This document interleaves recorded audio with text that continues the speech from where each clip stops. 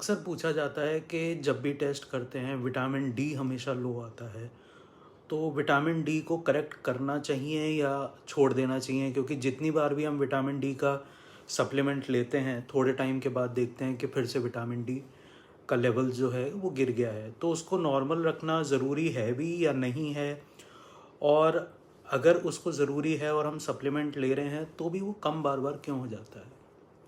तो दो चीज़ें जो सबसे ज़्यादा इम्पॉर्टेंट हैं कि विटामिन डी बॉडी में आता कहाँ से है, तो उसके जो दो मेन सोर्सेज हैं, पहला तो फूड है और दूसरा सनलाइट है।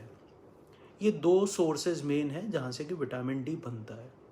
तो जो कम होता है विटामिन डी, उसके जो प्रमुख कारण देखे गए हैं उसमें एक तो सन एक्सपोजर अगर कम है, या फिर जो डार्क स्किन लोग होते हैं जो कि ठंडे क्लाइमेट की तरफ रहते हैं, उनके अंदर स्किन से विटामिन डी कम बनता है। दूसरा ये देखा गया है कि जो ओबेस लोग होते हैं जिनमें मोटापा ज़्यादा होता है, उनके केसेस में क्या होता है कि जो फैट टिश्यू फैट सेल्स होते हैं वो विटामिन डी को अपने अंदर स्टोर कर लेते हैं, तो बाकी बॉडी के लिए विटामिन डी की अवेलेबिलिटी कम हो जाती है।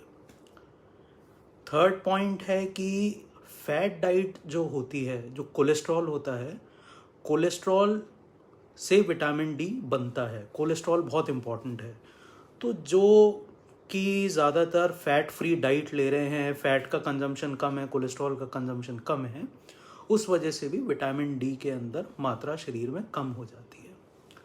चौथा जो बहुत इम्पॉर्टेंट पॉइंट है वो ये है कि जो सन प्रोटेक्शन क्रीम्स लगाते हैं, तो जिसके अंदर SPF जो होता है, सन प्रोटेक्शन फैक्टर 8 या उससे ज़्यादा होता है, उन क्रीम्स की वजह से जो स्किन विटामिन डी बनाता है वो बनाने की जो उसकी क्षमता है वो 95% कम हो जाती है। 95% एफिकेसी स्किन की टू सिंथेसाइज विटामिन डी गिर जाती है।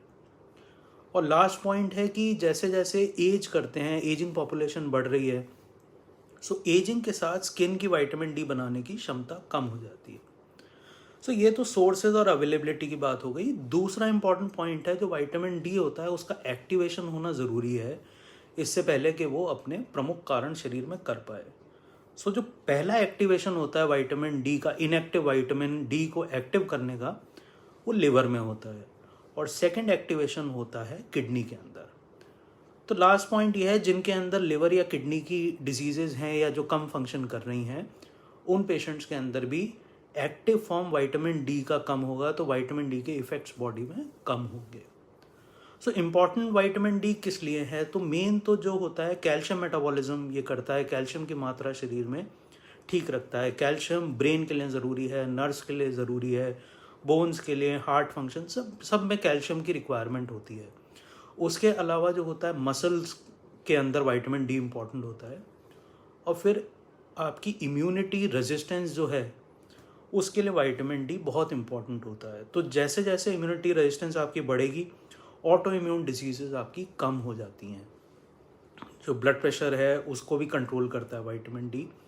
सो वो भी चीज़ें, इंसुलिन सिक्रीशन आपका पैनक्रियास से इम्प्रूव करता है विटामिन डी। सो डायबिटीज़ कंट्रोल, शुगर कंट्रोल भी बेटर रखता है। सो अब ये आता है कि अगर विटामिन डी लो है तो उसको करेक्ट करना चाहिए, बिल्कुल करेक्ट करना चाहिए। सप्लीमेंट किस हिसाब से लेना चाहिए और बॉडी में उसकी कंसंट्रेशन कितनी रखनी है, ये आपके हेल्थ और डिजीज़ के हिसाब से है कि आप किस लिए ले रहे हैं।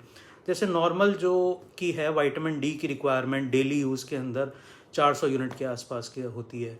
फिर हर कंडीशन के लिए विटामिन डी की रिक्वायरमेंट अलग होती है। ऐसा देखा गया है कि जो कोलोन और रेक्टल कैंसर के पेशेंट्स होते हैं, उनके अंदर उनकी चांसेस वगैरह जो है होने के, फैमिली के अंदर हिस्ट्री है, या जो कोलोरेक्टल कैंसर्स हैं उनके होने के इंसिडेंसेस ये 50% तक कम कर सकता है विटामिन डी। उसके बाद ब्रेस्ट कैंसर के अंदर भी प्रिवेंशन के अंदर विटामिन डी का बहुत रोल है। प्रोस्टेट कैंसर के अंदर इवन ये देखा गया है कि विटामिन डी से उसके सिम्टम्स और प्रोस्टेट कैंसर में सुधार आना शुरू हो गया है। फिर विटामिन डी से blood pressure levels, systolic blood pressure आपका ऊपर वाला जो बीपी होता है वो कम होने लग जाता है। तो जैसे बोन फ्रैक्चर अगर आपने रिड्यूस करना है उसके लिए लेना है तो 700 यूनिट के आसपास होता है।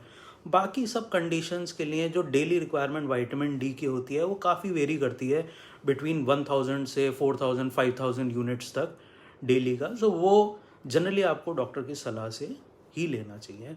सो विटामिन डी मेजर करना इम्पॉर्टेंट है, विटामिन डी नॉर्मल रखना इम्पॉर्टेंट है और उसका मेंटेनेंस भी इम्पॉर्टेंट है। धन्यवाद दोस्तों।